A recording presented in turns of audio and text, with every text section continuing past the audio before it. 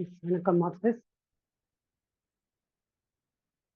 Masters அனைவருக்கும் என்னுடைய வணக்கத்தை தெரிவித்துக் கொண்டு, பிதாமக பத்திரிகைக்கும் என்னுடைய நன்றி வணக்கத்தையும் தெரிவித்துக் கொண்டு, இல்லாமல்ல இறைவனுக்கும் என்னுடைய நன்றி வணக்கத்தையும் தெரிவித்துக் கொண்டு, எனக்கு இந்த வாய்ப்பை கொடுத்த கண்ணை மடத்துக்கும் என்னுடைய நன்றி வணக்கத்தையும் தெரிவித்துக் கொண்டு, இன்னைக்கு நம்ம பெரிய புராணம் அப்படிங்கிறத பத்தி நம்ம இன்னைக்கு பார்க்க போறோம். இந்த பெரிய புராணம் எல்லாருக்கும் தெரிஞ்சிருக்கும்னு நினைக்கிறேன்.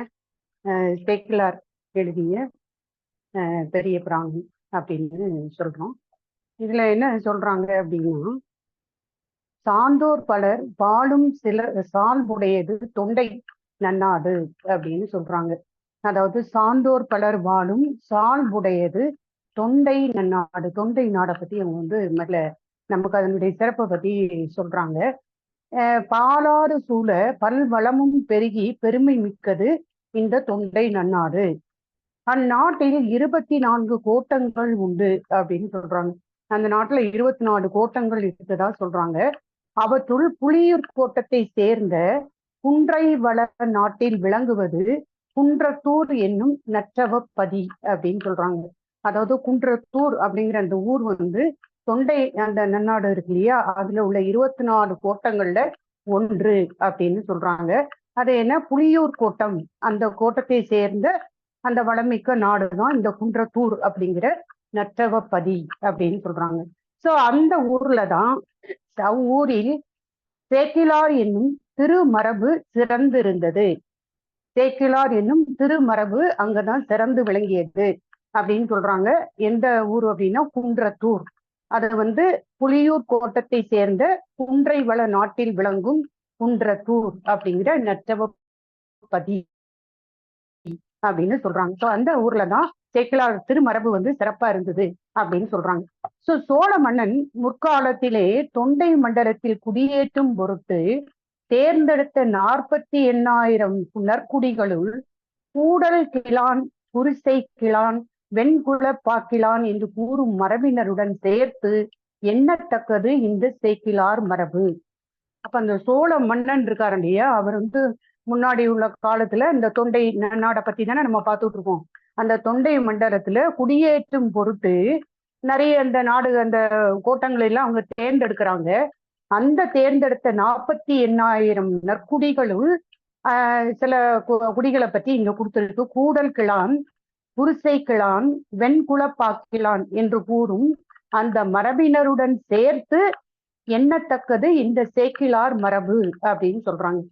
ஸோ இந்த சேக்கிழார் மரபுடைய சிறப்பை பற்றி நமக்கு இங்க எடுத்து சொல்றாங்க மாஸ்டர்ஸ்.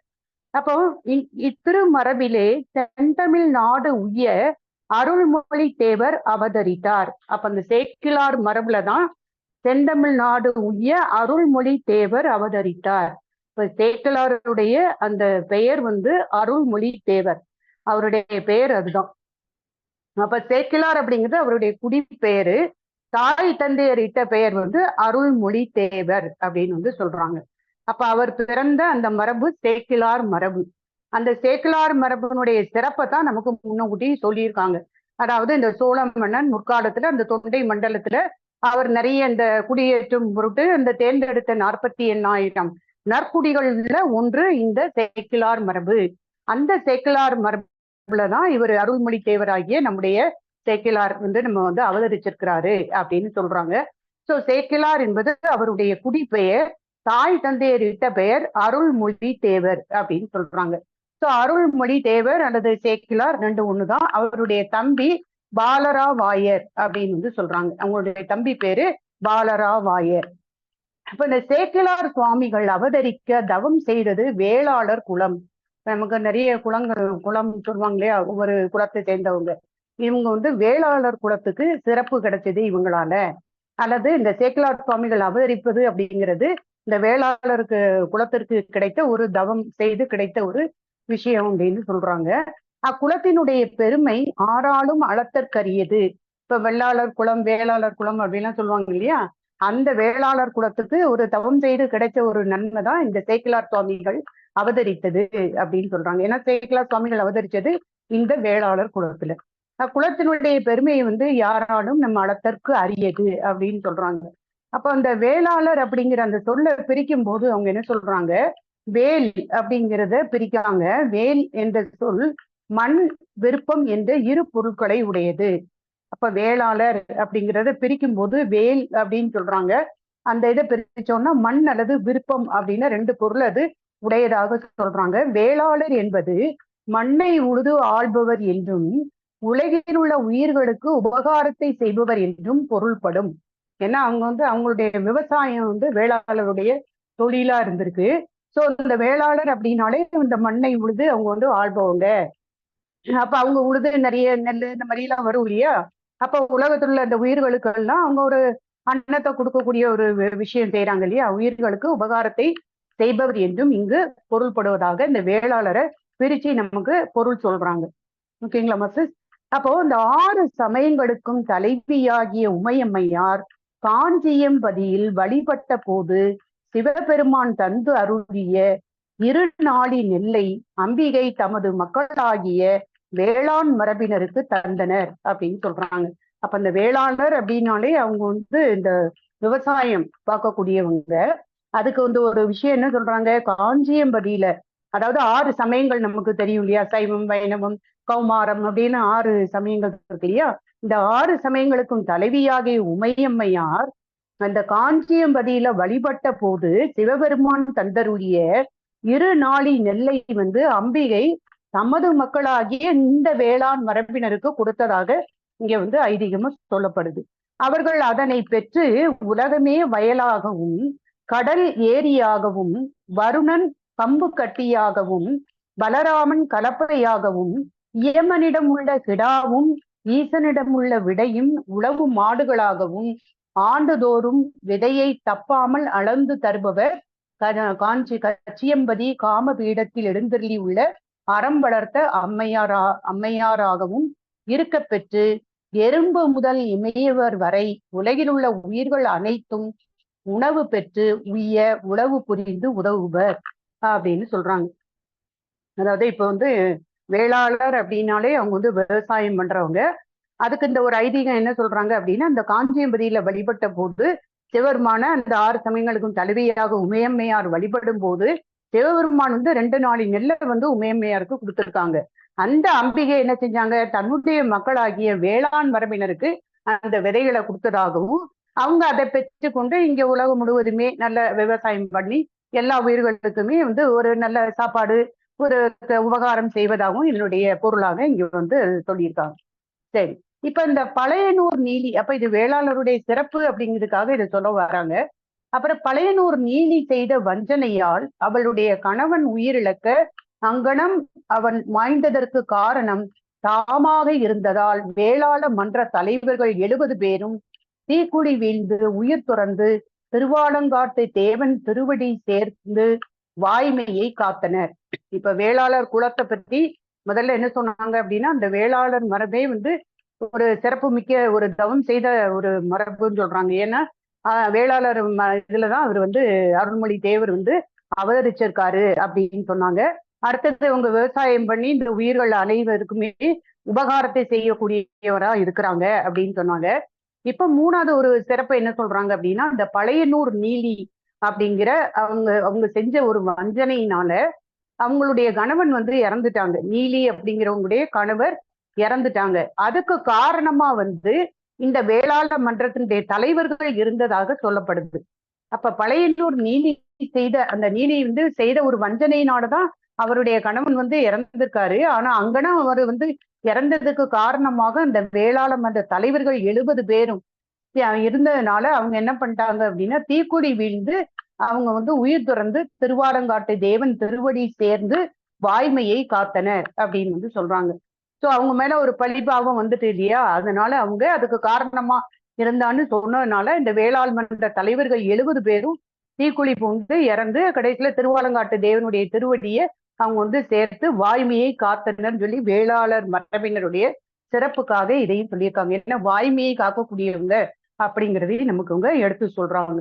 சோ இத்தகைய காராளர் வயலை உழுது கையார நட்ட முடி திருந்தினால் பாராளும் மன்னர் பசும்பொன் முடி திருந்தும் அப்படின்னு அவங்களுடைய அந்த வயல் உழுது கிடைக்கக்கூடிய விஷயங்களுக்காக ஒரு சிறப்புன்னு சொல்றாங்க. அன்றியும் அவர்கள் ஏரடிக்கும் சிறு தாற்றுக்கோளே தரணியாடும் தனி மன்னர் செங்கோலுக்கு துணை புரிவது அப்படின்னு சொல்றாங்க.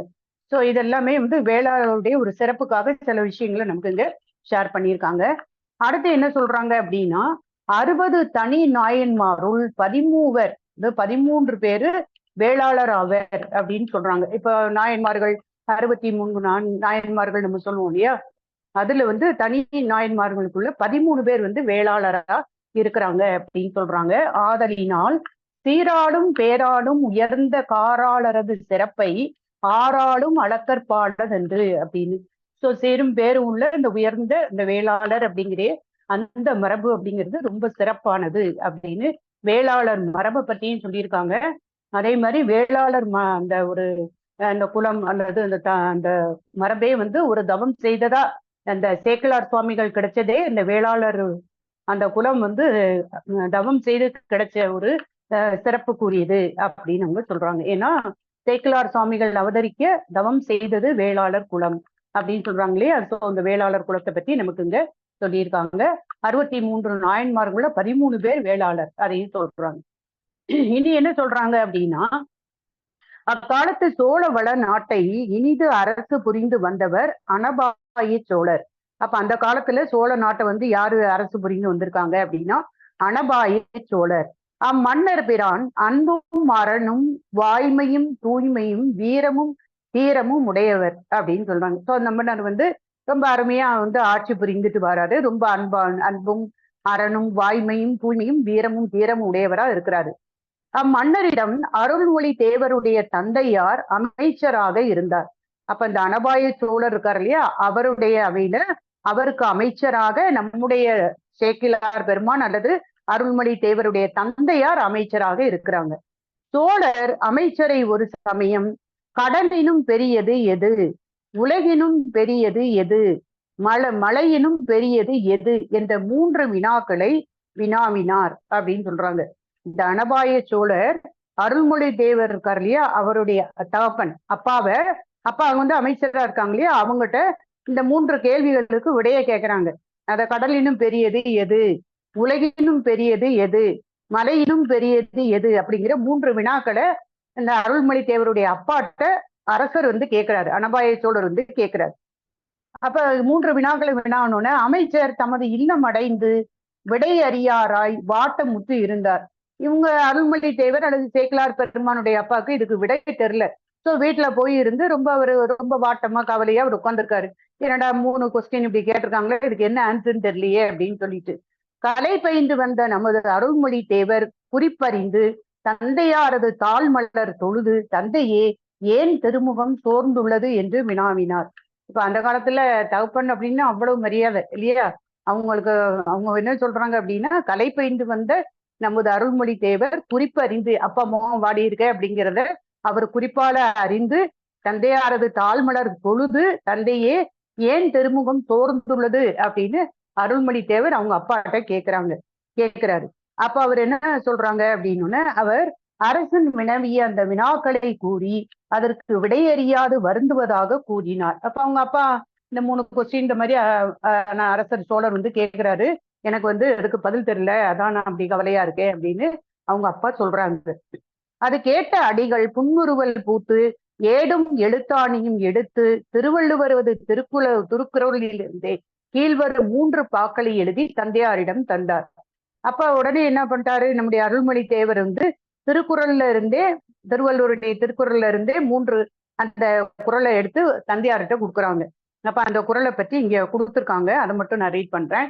பயன் தூக்கார் செய்த உதவி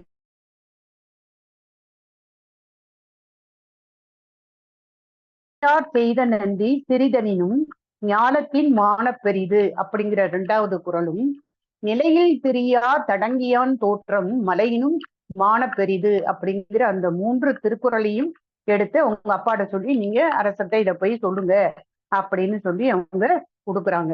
யாரு, அருள்மொழி தேவர் வந்து கொடுக்குறாங்க. இதனை அமைச்சர் அரசரிடம் தந்தார். இப்ப அவங்க அப்பா போய் அரசத்தை இந்த 3 திருக்குறளுக்கு இருக்கு இல்லையா, அந்த 3 பாக்களையும் எழுதி தந்தையார் வந்து அவங்க அரசத்தை கொடுக்குறாங்க. கொடுத்த உடனேயே சோழ மன்னர் பெரிதும் மகிழ்ந்து 3 கேள்விகளுக்கும் திருக்குறளிலேயே விடை கண்ட திறம் மிகவும் விழுமியது என்று பாராட்டினார். அமைச்சர் இங்ஙனம் கண்டது அடியே நல்லன், அடியேனது புதல்வன் அருள்மொழி தேவனே என்றார்.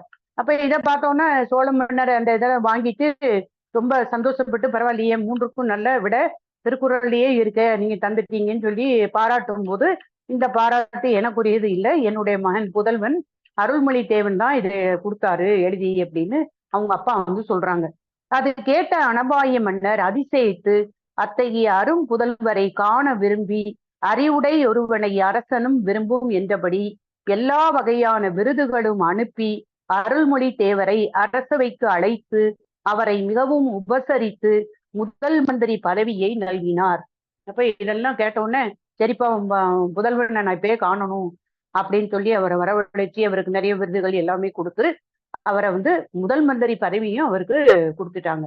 யாரு? இந்த அனபாய சோழர் அப்படிங்கிறவரு நம்முடைய சேக்கிழார் பெருமானுக்கு முதல் மந்திரி பதவியையும் கொடுத்துட்டாங்க. ஏன்னா கேட்ட 3 கேள்விக்கும் சரியான பதில திருக்குறள்ல இருந்தே எடுத்து கொடுத்ததுனால அவரு அனபாய சோழர் ரொம்ப சந்தோஷப்பட்டு இவ்வளவு அவருடைய அந்த திறனை பார்த்து அவர் வந்து மகிழ்ந்து அவருக்கு வந்து நிறைய வேண்டியதெல்லாம் கொடுத்து முதல் மந்திரி பதவியையும் கொடுத்துட்டாங்க. அருள்மொழி தேவர் மிக மிக திறமையுடன் அமைச்சக தொழிலை நடாத்தி அறநெறியை எங்கும் பரப்பினார். அப்ப இப்போ அருள்மொழி தேவர் என்ன பண்ணிட்டாங்க, அந்த முதலமைச்சர் பதவியை நல்ல முறையில நடத்திட்டு அறநெறியையும் எல்லா இடத்துலையும் பரப்புறாங்க. அவரது அறிவாற்றலை கண்ட மன்னர் பெரிதும் மகிழ்ந்து அவருக்கு செங்கோல் ஓச்சும் தலைமையும் உத்தம சோழ பல்லவன் என்ற பட்டமும் வழங்கினார். அப்ப இவருடைய அந்த அரசாட்சி பண்ணக்கூடிய அந்த விதத்தை பார்த்துட்டு அவருடைய அறிவாற்றலையும் கண்ட மகிழ்ந்த அந்த மன்னர் அவருக்கு செங்கோல் ஓச்சும் தலைமையையும் கொடுத்து உத்தம சோழ பல்லவன் என்ற பட்டத்தையும் வழங்குறாங்க. யாரு? அனபாய சோழன். அனபாய சோழன் நம்முடைய அருள்மொழி தேவருக்கு இந்த பட்டத்தை வழங்குறாங்க. எந்த பட்டம்? உத்தம சோழ பல்லவன் அப்படிங்கிற அந்த பட்டத்தை வழங்குறாங்க. அருள்மொழி தேவர் மதி நலமும் ஒழுக்க நலமும் அன்பு நலமும் உடையவராய் உலகெல்லாம் போற்ற விளங்கினார் அப்படின்னு. சோ இது வந்து நமக்கு தெரியும் இல்லையா, நம்முடைய சேக்கிழார் பெருமான் மதி நலம், ஒழுக்க நலம், அன்பு நலம் 3ம் உடையவராய் இந்த உலகெல்லாம் போற்ற அவர் வந்து விளங்குறாரு. சோழ நாட்டில் உள்ள திருநாகேஸ்வரம் என்னும் திருத்தலத்தில் எழுந்தருளியுள்ள சிவபெருமானிடம் சேக்கிழாருக்கு அளவற்ற அன்பு விளைந்தது. இப்ப சோழ நாட்டில் உள்ள திருநாகேஸ்வரம் நீங்க கேள்விப்பட்டிருக்கீங்கன்னு நினைக்கிறேன். திருநாகேஸ்வரம் அப்படிங்கிற அந்த திருத்தலத்துல எழுந்தருளி இருக்கக்கூடிய சிவபெருமானிடம் சேக்கிழாருக்கு அளவற்ற அன்பு. அம்மூர்த்தியையே தனது வழிபடும் மூர்த்தியாக அவர் வந்து வச்சிருக்காங்க. அதனால தமது பிறப்பிடமாகிய குன்றத்தூரிலே மாட வீதியும் திருக்கோயிலும் திருநாகேஸ்வரத்தில் உள்ளது போலவே அமைத்து அதற்கு திருநாகேஸ்வரம் என்று பெயரிட்டு நித்திய நைமித்திய வழிபாடுகள் அவர் வந்து புரிவித்து மகிழ்ந்தார் அப்படின்னு சொல்றாங்க.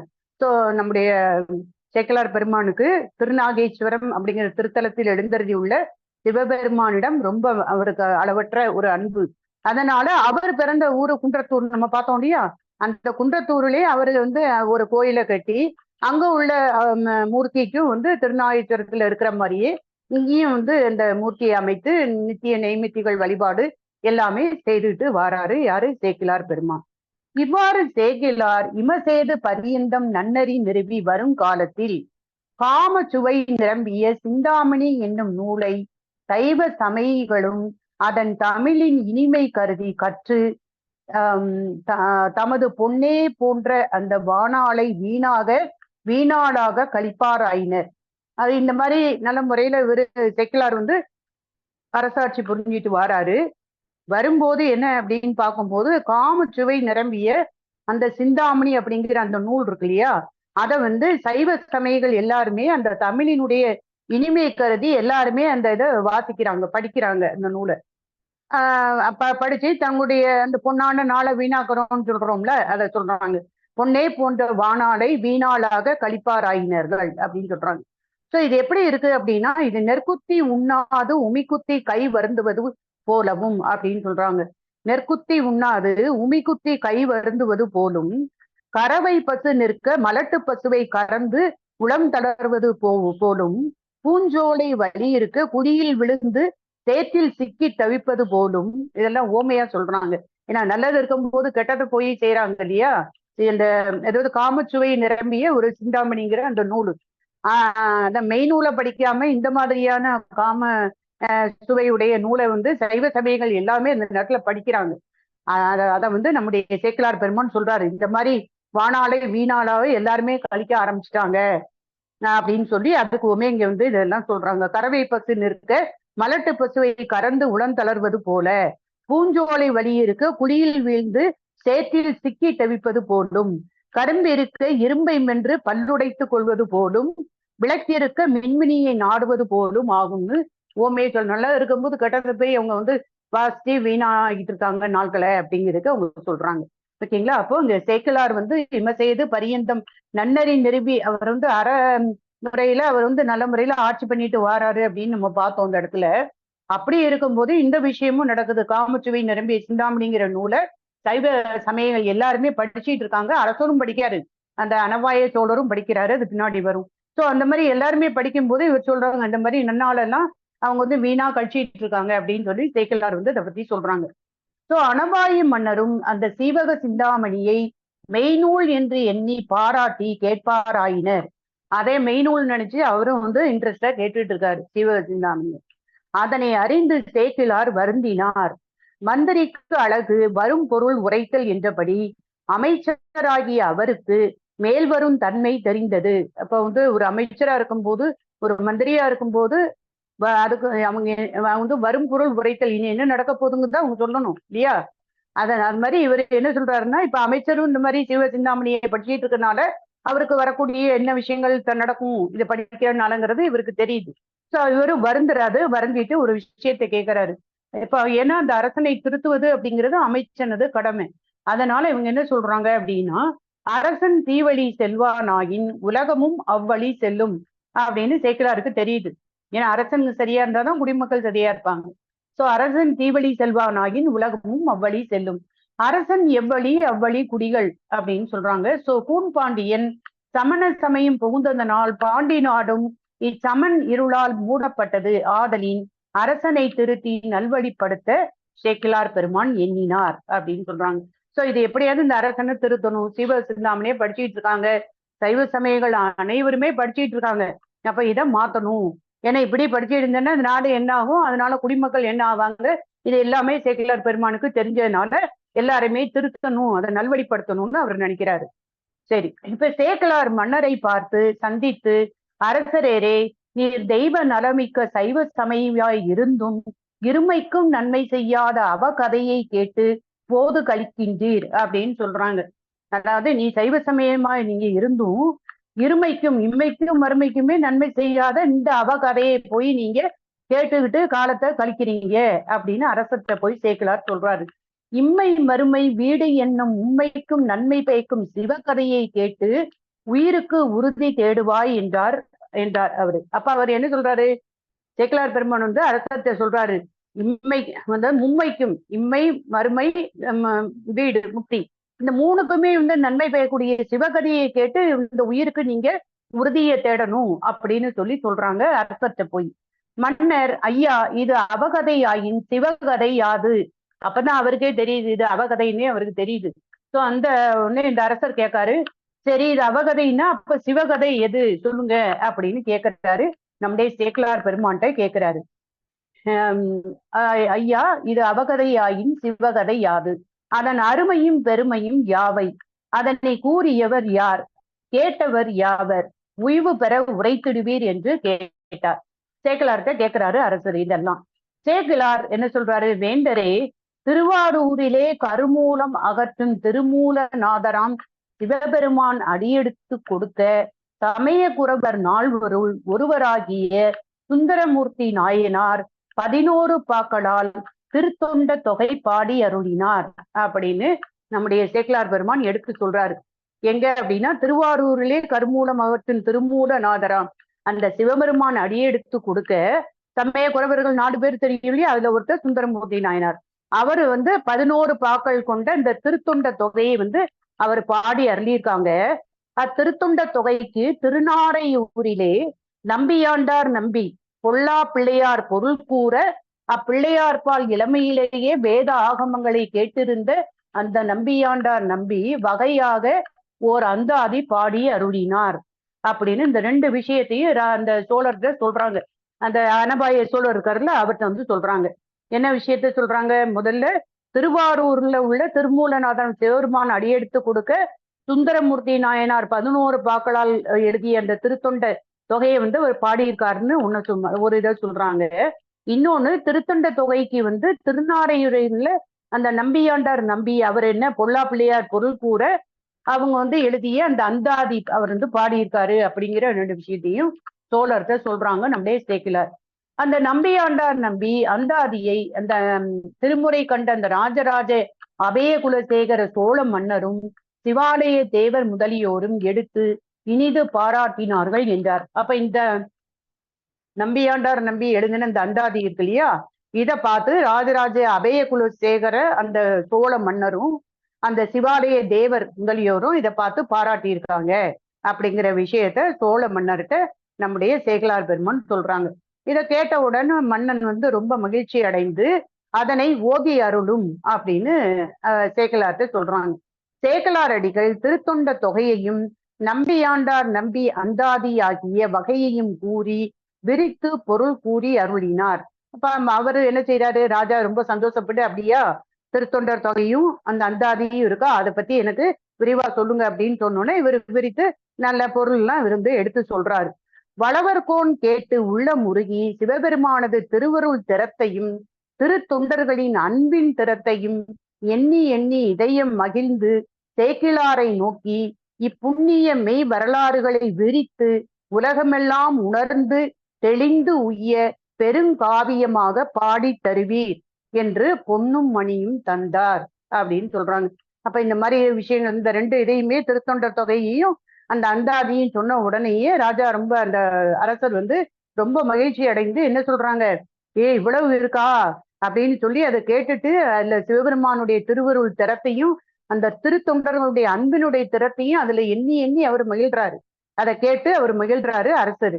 அதுக்கப்புறம் சேக்கிலாரை நோக்கி சொல்றாரு, சரிப்பா இந்த ரெண்டு இந்த நீ புண்ணிய மெய் வரலாறுகளை நீ வந்து விரித்து இந்த உலகமெல்லாம் உணர்ந்து தெளிந்து உய்ய நீ பெருங்காவியமாக இதை நீ பாடணும், பாடி தரணும் அப்படின்னு சொல்லி அனபாய சோழர் நம்முடைய சேக்கிலார் பெருமான்கிட்ட கேட்டிருக்காங்க. அப்படிதான் இந்த சேக்கிலார் வந்து திருத்தொண்டர் புராணத்தை எழுதின கதை நமக்கு இங்க வருது. ஓகேங்களா மாஸ்டர்ஸ்? அப்ப அந்த ராஜா கேட்டுதான் இவர் வந்து அனபாய சோழர் கேட்டுதான் நம்முடைய சேக்கிலார் வந்து எழுதுறாங்க.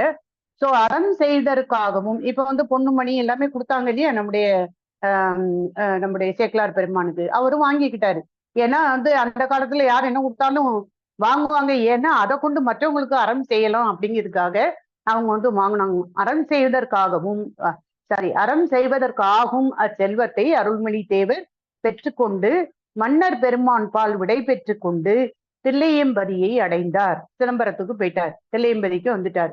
ஏன்னா இதை ரெண்டையும் விரிச்சு உலக மக்கள் எல்லாரும் உணர்ந்து தெளிந்துய நீ இதை பெருங்காவியமா நீ பாடணும், பாடி கொடுக்கணும் அப்படின்னு சொல்லி அரசர் கேட்டதுனால இவரு சரின்னு சொல்லி அவர் கொடுத்த பொண்ணுமணி எல்லாம் சரி அறம் செய்யறதுக்கு உதவுமே அப்படின்னு அதையும் வாங்கிக்கிட்டு தில்லையம்பதிக்கு நம்முடைய சேக்கிலார் பெருமான் வந்துட்டார். தில்லையின் எல்லை வந்த உடனேயே வாகனத்தினின்றும் இறங்கி அம்பலவாணரை நினைந்து மண்மேல் வீழ்ந்து உடல் புலகித்து உள்ள முருகி திருவருள் மயமாகி சிவகங்கையில் முழுகி பொன்னம்பலம் சென்று ஆனந்த தாண்டவம் புரியும் அந்த அம்பலவாணரை கண்குளிர கண்டு பேரானந்தமுற்று தொடுமணர் கேணி போல் கண்ணீர் பெருக அம்பலவாணரே அடியேன் உமது திருத்தொண்டர்களது மெய் வரலாறுகளை பாடி முடிக்க எனக்கு நீர் அடியெடுத்து தர வேண்டும் என்று வேண்டினார். அப்போ அவரு தில்லையம்பதிக்கு போய் அங்கு ஆனந்தம் தாண்டவம் புரியக்கூடிய அம்பலவாணரை கண்டு அவர் போய் நல்ல அந்த சிவகங்கையில போய் மூழ்கி அந்த ஆனந்த தாண்டவம் புரியக்கூடிய அம்பலவாணரை கண்குளிர பார்த்து அவரு கண்ணீர் மல்கி அவர் வந்து விழுந்து வணங்கி என்ன கேட்காரு சிவபெருமான்ட்ட, அம்பலவாணரே அடியேன் உமது திருத்தொண்டர்களது மெய் வரலாறுகளை நான் பாடுறதுக்கு நீர் எனக்கு அடி எடுத்து தரணும். ஏன்னா இவருக்கு தெரியாது, ஆனா அனபாய சோழர் கேட்டதுனால இவர் சரின்னு சொல்லிட்டாரு. அப்ப எனக்கு நீர் தான் அடி எடுத்து கொடுக்கணும் அப்படின்னு சொல்லி சிவபெருமான்ட்ட அவரு கேட்காரு, நம்முடைய சேக்கிலார் பெருமான் கேட்கிறாரு. அப்பொழுது வானில் அருள் நாத ஒளியாக உலகலாம் என்ற ஓர் அருள் வாக்கு யாவரும் கேட்க எழுந்தது. அப்ப இவர் அடியெடுத்து தரணும், தொடக்கம் அடியெடுக்கணும் இல்லையா? அதை கேட்ட உடனே வானத்துல இருந்து அந்த ஒரு ஒலி கேக்குது. உலகலாம் அப்படிங்கிற அந்த ஒரு அருள் வாக்கு யாவரும் கேட்க எழுந்தது. அதனை கேட்ட தில்லைவாழ் அந்தனரும் ஏனோரும் அதிசயித்தனர். பரிவட்டமும் திருநீரும் தரப்பட்டன. அவற்றை பெற்ற அடிகள் சமய குறவர்களையும் சேவித்து ஆயிரங்கால் மண்டபம் எய்தி திருவருளை சிந்தித்து தவ ஒழுக்கத்துடன் இருந்து உலகலாம் என்று இறைவன் அடியெடுத்து கொடுத்ததையே முதலாக வைத்து மிக மிக இனிய செந்தமிழ் பாடல்களாக பாடி 4286 திருப்பாடல்களால் முடித்து திருத்தொண்டர் பிராணம் என்று அதற்கு பெயரிட்டு அம்பலவாணர் திருவடியில் வைத்து வழிபட்டார் அப்படின்னு சொல்றாங்க. சோ தில்லையம்பதியில போய் அங்க உள்ள ஆனந்த தாண்டவம் புரியக்கூடிய அம்பலவாணரை தொழுது கண்ணீர் பெருகி அவரை தொழுது நீ அடியெடுத்து கொடுக்கணும்னு சொல்லி அவர் அடியெடுத்து கொடுக்குறாரு. உலகலாம் அப்படின்னு வானத்துல அந்த ஒளி கேக்குது. இதை கேட்டவுடனே எல்லாரும் ரொம்ப ஆச்சரியத்து அதிசயிச்சு போறாங்க. அதுக்கப்புறம் அந்த இடத்துல அந்த இறைவனுடைய திருவருளை சிந்திச்சு தவ ஒழுக்கத்தோடு இருந்து உலகலாம் அப்படின்னு இறைவன் அடியெடுத்து கொடுத்ததை வச்சு முதலாக வச்சு அவர் செந்தமிழ் பாடலாக அதை பாடியிருக்காரு. 4286 திருப்பாடல்களால் முடித்து திருத்தொண்டர் பிராணம் என்று அதற்கு பேரிட்டு அம்பலவாணர் திருவடியில் வைத்து வழிபட்டார் அப்படின்னு அதை சொல்றாங்க மார்க்சிஸ்ட். அடுத்து என்ன சொல்றாங்க? சரி, இப்போ சேக்கிழார் பெருமான் திருத்தொண்ட புராணம் எழுதியிருக்காங்க. சேக்கிழார் தில்லைக்கு எழுந்தருளிய பின் அனபாய மன்னர் பல பல தூதர்களையும் ஒற்றர்களையும் அவ்வப்போது அனுப்பி பிராணம் எவ்வளவு வரை பாடியாயிற்று, இன்னும் முடிய எத்தனை நாளாகும், அதற்கு நாம் செய்யத்தக்க பணிகள் யாவை என்று கேட்டுக்கொண்டே இருந்தார். ஏன்னா இவரு அனபாய சோழர் நீ எழுதணும்னு சொன்ன உடனே இவர் தில்லையம்பதிக்கு வந்துட்டாரு. நம்முடைய சேக்கிழார் பெருமான் வந்தாச்சு. ரொம்ப நாள் ஆயிட்டு இல்லையா? அதனால அப்ப தூதர்களை எல்லாம் அனபாய சோழர் விட்டு எழுதிட்டு இருக்காரா? அந்த புராணம் எந்த அளவுக்கு எழுதியிருக்கு, நீ எவ்வளவு காண முடியறதுக்கு ஆகும், அதுக்கு நான் ஏதாவது ஹெல்ப் பண்ணணுமா, அந்த மாதிரி எல்லாம் அடிக்கடி ஒற்றர்களை விட்டு அந்த நம்முடைய அனபாய சோழர் கேட்டுக்கொண்டே இருந்தாராம். தூதர்கள் பாதி முடிந்தது என்றும் நாளை முடியும் என்றும் கூறுவர். பின்னர் தூதர் பிராணம் முடிவு பெற்றது என்று கூறினர். அப்போ இடையில போயிட்டு வரும்போது ஆமா நான் கொஞ்ச நாள் முடிஞ்சிடும் அப்படி இப்படி சொல்லிட்டே இருந்திருப்பாங்க. கடைசியில அது முடிஞ்ச உடனே முடிஞ்சிட்டு அப்படின்னு போய் அந்த விஷயத்த சொல்றாங்க. அங்கனம் கூறிய தூதர்களுக்கெல்லாம் பொன்னும் மணியும் ஆடையும் வழங்கினார் அரசர். பரிவாரங்களுடன் தில்லைக்கு புறப்பட்டார். அனபாய சோழர் வரவு தெரிந்து தில்லை மாநகரத்து அன்பர்களும் 3000 அந்தணர்களும் சேக்கிழாரும் அரசரை எதிர்கொண்டு அழைத்து உபசரித்தார்கள். அப்ப இதெல்லாம் கம்ப்ளீட் ஆயிட்டு எல்லாமே பாடி அவர் ரெடி பண்ணிட்டாருன்னு தெரிஞ்ச உடனே அனபாய சோழர் தில்லைக்கே வராரு. அங்க வரும்போது அங்க கோலாகலமான ஒரு வரவேற்பு இருக்கும் இல்லையா? அதுதான் அதை எடுத்து சொல்றாங்க. அனபாய சோழர் வரவு தெரிந்து தில்லை மாநகரத்து அன்பர்களும் 3000 அந்தணர்களும் சேக்கிழாரும் அரசரை எதிர்கொண்டு அழைத்து உபசரித்தார்கள்.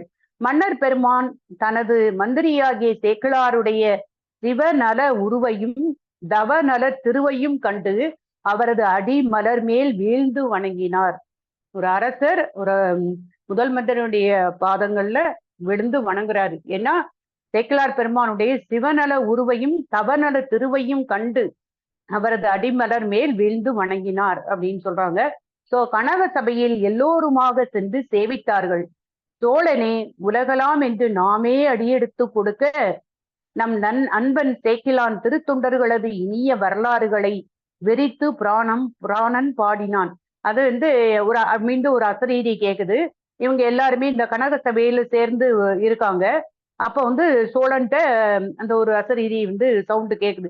சிவருமான் பேசுற மாதிரி, சோழனே உலகலாம் அப்படின்னு சொல்லி நான் அடியெடுத்து கொடுக்க என்னுடைய நண்பன் சேக்கிழான் அவர் திருத்தண்டோர்களுடைய அந்த இனிய வரலாறுகளை எல்லாம் விரித்து பிராணம் பாடினான். அவர் பாடியிருக்காரு. அதை நீ கேட்டு உய்வு பெறுக என்று ஒரு அசரீரி வாக்கும் அம்பலவாணர் சிலம்பொலியும் பொன்னம்பலத்திலே அனைவரும் கேட்க எழுந்தன அப்படின்னு சொல்றாங்க. சோ இந்த மாதிரியான ஒரு அசரீரியும் கேக்குது. நான் தான் அடியெடுத்து கொடுத்தேன் உலகலாம் அப்படின்னு அடியெடுத்து கொடுத்தேன். அதை முதலாக வச்சு இந்த திருத்தொண்டர்கள் இருக்காங்க 4 பேர், அவங்களுடைய இந்த வரலாற சேக்கிழான் எழுதியிருக்காரு. அதை நீ கேட்டு உய்வு பெறுக அப்படின்னு சொல்லி அந்த வாக்கும் அம்பலவாணருடைய சிலம்பொலி சவுண்டும் அங்க பொன்னம்பலத்துல கேக்குது, எல்லாருக்கும் கேக்குது. வேந்தர் கோமான் மன மிக மகிழ்ந்து திருத்தொண்டர் பிராணத்தை கேட்கும் பொருட்டு திசைகள் தோறும் உள்ள அன்பர்களுக்கும் அறிஞர்களுக்கும் ஓலைகள் அனுப்பினார். ஏன்னா இப்ப வந்து திருத்தொண்ட புராணம் வந்து எழுதியாச்சு, இனி அதை பத்தி எல்லாரும் கேட்கணும் இல்லையா? அதனால அவர் திசைகள் தோறும் உள்ள எல்லா அன்பர்களுக்கும் அறிஞர்களுக்கும் ஓலை அனுப்புறாரு. திருக்கோயிலையும் திரு வீதிகளையும் நன்கு அலங்கரிக்க செய்தார்.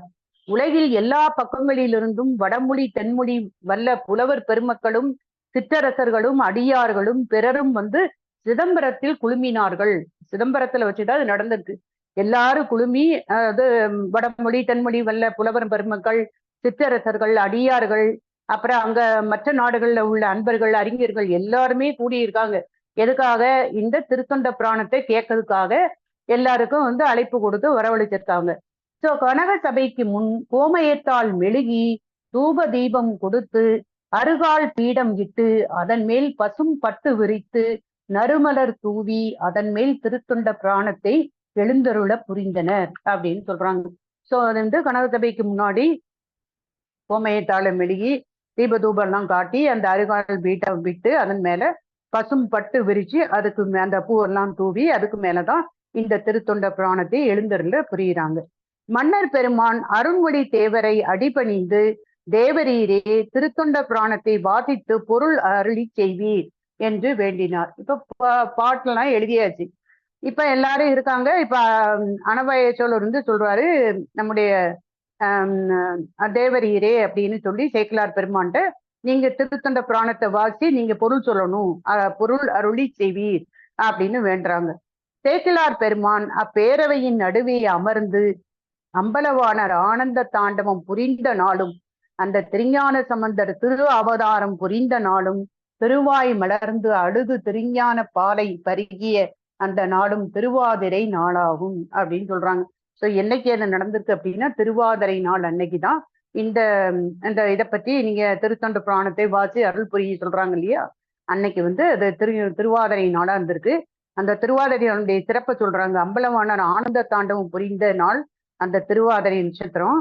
திருஞான சம்பந்தர் திரு அவதாரம் புரிந்த நாளும் திருவாதிரை. அது மாதிரி திருவாய் மலர்ந்து அடுத்து திருஞான பாலை அருகிய அந்த நாளும் திருவாதிரை நாளாகும் அப்படின்னு சொல்றாங்க. ஆதலின் சித்திரை மாதம் திருவாதிரை நாளில் திருத்தொண்டர் புராணத்தை அரங்கேற்ற தொடங்கினார். சித்திரை மாதம் திருவாதிரை நட்சத்திரத்தை அன்னைக்குதான் திருத்தொண்டர் புராணத்தை அரங்கேற்றம் பண்றாங்க. அடுத்த சித்திரை திருவாதிரை நாள் என்று புராணம் இனிது முடிவு பெற்றது அப்படின்னு சொல்றாங்க. ஸோ ஒரு வருஷமா அதனுடைய விளக்கங்கள் பொருள் எல்லாம் சொல்லப்பட்டிருக்கு அப்படின்னு சொல்றாங்க. ஸோ அடுத்த சித்திரை திருவாதிரை நாள் என்று புராணம் இனிது முடிவு பெற்றது. அதுக்கு இடையிடையே மூவர் தேவாரமும் திருமந்திரமும் காரைக்கால் அம்மையார் எழுதி அருளிய திருப்பாடல்களும் சேரமான் பெருமாள் அருளிய அருட்பாடல்களும் ஐயடிகள் அருளிய திருப்பாக்களும் பொருள் விரித்து பேசப்பட்டன. அப்ப இடையில தேவாரம் திருமந்திரம் காரைக்கால் அம்மையார் எழுதிய அந்த அருள் பாடல்கள் ஐயடிகள் எழுதிய திருப்பாக்கள் இதுவும் இடையிடையே அங்கு வந்து எல்லாம் பேசப்பட்டிருக்கு. அரசன் பெருமான் நாடோறும் புராணம் கேட்போர் அனைவருக்கும் இனிய நல்லுணவு வழங்கினார். திருமுறைகளையும் திருத்தொண்ட புராணத்தையும் எழுதுவோரும் பாராட்டுவோரும் ஆங்காங்கு நிறைந்துள்ள கவி நயங்களை கண்டு மகிழ்வோரும் சேக்கிலார் அடிகளின் தெய்வ புலமையை வியந்து புகழ்வோரும் இன்ப கண்ணீர் வடித்து அடுவோருமாக அன்பர்கள் விளங்கினர்.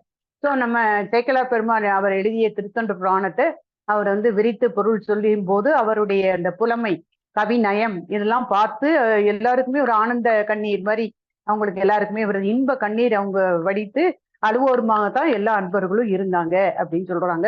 ஸோ பல்லாயிரக்கணக்கான அடியார்கள் அரகர என்று முழங்கும் ஓசை எழுகடல் ஓசையை அடக்கியது அப்படின்னு சொல்றாங்க. ஸோ எல்லாரும் ஹரஹரா அப்படின்னு சொல்லுவாங்க இல்லையா, எல்லாரும் சேர்ந்து சொல்லும் போது அந்த எழுகடல் ஓசையும் இதை அடக்கியதாக இங்க வந்து சொல்றாங்க மக்கள். இது வந்து நம்ம திருத்தொண்டர் புராணம் எப்படி எழுதப்பட்டிருக்கு, எப்ப வந்து அரங்கேறி இருக்கு, அதை பத்தி இங்க நமக்கு சொல்லியிருக்காங்க. அடுத்து திருத்தொண்டர் புராணத்தை தில்லைவாழ் அந்தணர்கள் சிவமூல மந்திரத்தால் அர்ச்சித்து தூப தீபம் காட்டி வழிபட்டு 5வது வேதமென பாராட்டினார்கள் அப்படின்னு சொல்றாங்க. ஸோ 4 வேதங்கள் எல்லாருக்கும் தெரியும் இல்லையா, இந்த திருத்தொண்டர் புராணத்தை 5வது வேதம் அப்படின்னு சொல்லி பாராட்டுறாங்க. ஓகேங்களா. திருத்தொண்ட புராணத்தை தில்லைவாழ் அந்தணர்கள் சிவ மூல மந்திரத்தால் அர்ச்சித்து தூப தீபம் காட்டி வழிபட்டு 5வது வேதம் என பாராட்டினார்கள். அனபாய மன்னர் திருமுறையை பட்டினால் சூழ்ந்து பொற்றட்டில் ஏந்தி யானையின் திறத்தில் வைத்து சேக்கிழார் பெருமானையும் அவ்வழகிய யானை மேல் ஏற்றி தானும் ஏறி இருகரத்தால் கவரி வீசி இதுவென்றோ நான் செய்த தவப்பயன் என்று மகிழ்ந்தார். இப்ப ஒரு ராஜா இப்படி கேட்கலன்னா இவரு சேக்கலாறு திருத்தொண்ட பாடத்தையே எழுதுறதுக்கு அங்க வாய்ப்பு இல்லை இல்லையா? அப்ப இவருக்கும் ரொம்ப சந்தோஷம். இந்த மாதிரி எழுதி எல்லாருக்கும் அவர் வந்து விளக்கமும் கொடுத்து இது கிடைச்சது என்னுடைய ஒரு தவப்பயன்னு அப்படின்னு சொல்லி இவருக்கு ரொம்ப அனபாய சோழருக்கு சந்தோஷம். அதனால யானை மேல தானும் ஏறி அவரையும் ஏற்றி வச்சு இந்த திருத்தொண்ட பிராணத்தையும் என் மேல வச்சு கவரி வீசி அவங்க வந்து வராங்க அப்படின்னு சொல்றாங்க. சோ இதுவென்றோ நான் செய்த தவப்பையன் என்று மகிழ்ந்தார். மின்னவர் பூமாரி பொழிந்தனர். அவ்வாறு திருவீதி வளமாக வரும்போது சிதம்பரம் பூலோக கைலாசமாக பொலிவுற்றது. எல்லா வீதிகளிலும் வாழையும் கமுகும் நாட்டி தோரணங்கள் அமைத்து மனைகள் தோறும் பூரண கும்பங்கள் வைத்து மலர் மாலைகளை தூக்கி திருவிளக்கு ஏற்றி இன்னிசை பாடல்கள் ஓதி அன்பர்கள் ஆரவாரித்தனர் அப்படின்னு சொல்றாங்க. சோ திருமுறை தமிழ் பாடிய மூவரும் ஓர் உருவாக முளைத்தனர் என்பார் சிலர். திருமுறை தமிழ் பாடிய மூவருமே ஓர் உருவாக சேக்கலாறு வடிவத்துல இருக்கிறாங்கிற மாதிரி அவங்க எல்லாருமே சொல்லி நினைக்கிறாங்க. வாணி தேவி வெந்தாமரை பூவையும் மறந்தனள், சங்க புலவோர் பாவையும் மறந்தனள், பதுமத்தோன் நாவையும் மறந்தனள். அதாவது அந்த அப்படி வரும்போது எப்படி இருந்தது அந்த சிச்சுவேஷன் அப்படிங்கிறத அவங்க சொல்றாங்க. எல்லாரும் திருவிளக்கு ஏற்றி பூர்ண கும்பம் ஏற்றி எல்லா வீடுகளையும் விளக்கேற்றி வச்சு இன்னிசை பாடல் பாடி அன்பர்கள் எல்லாருமே ஆரவாரிக்காங்க. அப்ப அந்த திருமுறை தமிழ் பாடிய மூவரும் ஓருருவா இருக்கிற மாதிரி பாக்குறாங்க அவரை அப்படின்னு சொல்றாங்க. அதே மாதிரி வாணி தேவி வெண்தாமரை பூவையும் அவ மறந்த மாதிரியும், சங்க இப்ப நம்ம சொல்றோம்ல ஏதாவது நடந்தேன்னா எல்லாத்தையும் மறந்துட்டு நான் அப்படியே ஆனந்தத்துல மூழ்கிட்டேன், அது மாதிரி இந்த காட்சியானது அப்படி இருக்குதா சொல்றாங்க. வாணி தேவி வெண்தாமரை பூவையும் மறந்தனள், சங்க புலவோர் பாவையும் மறந்தனள், பதுமத்தோன் நாவையும் மறந்தனள், குறுமுனியாம் தமிழ் கோவையும் மறந்தனள், தெய்வ சேக்கிழார் நாவில் குடிகொண்டனள் என்பார் சிலர். கருங்கடலை கரத்தால் நீந்தலாம், கடற்கரையின் நொய்மணலை எண்ணி அளவிடலாம், பெருங்கடல் மேல் வரும் அலைகளையும் எண்ணலாம் அப்படின்னு சொல்றாங்க. அதாவது ஒரு ஓமையா அங்க சொல்லிட்டு வராங்க. என்ன அப்படின்னா, கருங்கடலை கரத்தால் நீந்தலாம், கருங்கடலை கரத்தால நீந்தலாம், கடற்கரையினுடைய மணலை கூட எண்ணிடலாம், பெருங்கடல் மேல் வரக்கூடிய அலைகளை நம்ம எண்ணலாம், அக்கடலில் வாழ் மீனையும் அளவிடலாம், விண்ணூரை உடுக்களையும் அளவிடலாம், திருத்தொண்டர் பிராணத்தை யாரே அளவிட வல்லார் அப்படின்னு சொன்னாங்க. சோ அவ்வளவு சிறப்பு மிக்கது அந்த திருத்தொண்டர் பிராணம். அதை அளவிட யாராலையும் முடியாது. மற்றதை கூட அளந்தரலாம், இதை நம்மளால அளவிட முடியாது அப்படின்னு சொல்றாங்க. நம் சேக்கிழாருக்கே அது வந்து எளிதாகும், அவருக்கு மட்டும்தான் அது எளிது, நமக்கெல்லாம் எளிதில்ல, அமரருக்கும் அரிதாகும் என்பார் சிலர் அப்படின்னு சொல்றாங்க. சோ இதுல திருமூலக்கம் முடிந்த பின் திருத்தொண்டர் பிராணத்தை கனக சபையில் வந்து வைத்தனர். சேக்கிழார் அடிகளுக்கு தொண்டர் சீர் பரவுவார் என்ற திருநாமமும் ஞான முடியும் தூட்டி சோழர் பெருமான் வணங்கினார் அப்படின்னு சொல்றாங்க. சோ இதுல வந்து சம்மிதா மந்திரம் 11 அப்படிங்கிறத கணக்கு போட்டு இங்க வந்து காமிச்சிருக்காங்க. இப்ப நம்ம திருமுறைகள் இருக்கு இல்லையா, 12 திருமுறைகள், அதை வந்து அங்க வந்து காட்டுறாங்க. திருஞான சம்பந்தருடைய தேவாரம் 3, திருநாவுக்கரசர் தேவாரம் 3, சுந்தரர் தேவாரம் 1, திருவாசகம் 1, திருவிசைப்பா திருப்பல்லாண்டு 1, திருமந்திரம் 1, திருமுக பாசுரம் முதலிய திருநூர் கோவை 1. அப்ப இது மொத்தம் சேர்த்து 11. அப்ப சம்மிதா மந்திரம் 11 அப்படின்னு சொல்றாங்க. இதோட ஒண்ணு சேர்ந்து 12வது ஆனதான் இந்த திருத்தொண்டர் புராணம் அப்படின்னு அவங்க காட்டுறாங்க. சோ சம்மிதா மந்திரம் 11 ஆதலின் மேலே கண்ட திருமுறைகளை 11ஆக நம்பியாண்டார் நம்பி முன்னே வகுத்து வைத்தனர். 11 திருமுறைகளுடன் திருத்தொண்டர் புராணத்தை 12வது திருமுறையாக சேர்த்து செப்பேடு செய்து பொன்னம்பலத்தில் வைத்தனர். 12 திருமுறைகளையும் பொன்னம்பலத்தில் வச்சிருக்காங்க அப்படின்னத சொல்றாங்க மாஸ்டர்ஸ். பின்னர் சேக்கிழார் பெருமான் தில்லையிலேயே இருந்து அம்பலவாணரை வழிபட்டு தவ வாழ்வில் தலை சிறந்து நின்றார். அதுக்கப்புறம் அவர் தவ வாழ்க்கையை மேற்கொள்றாரு. அனபாய மன்னர் அருள்மொழி தேவருடைய தம்பியாகிய பாலராபாயர் மேல பார்த்தோம் இல்லையா, அவருடைய தம்பி அனபாய மன்னர் அருள்மொழி தேவருடைய தம்பியாகிய பாலராபாயர் குன்றத்தூரிலே தமது பெயரால் திருக்குளம் அமைத்து திருநாகேஸ்வர பெருமானை வழிபட்டு கொண்டு இருப்பதை அறிந்து அவரை வரவழைத்து அமைச்சர் பதவியை தந்து தொண்டைமான் இந்த பட்டத்தையும் வழங்கி அரசு புரிந்தார். இப்ப வந்து இவரு சேக்கிழார் பெருமான் தில்லையிலே இருந்து அங்க அம்பலவாணரை வழிபட்டு தவ வாழ்க்கையில அங்க இருந்து தலை சிறந்து விளங்குறாரு.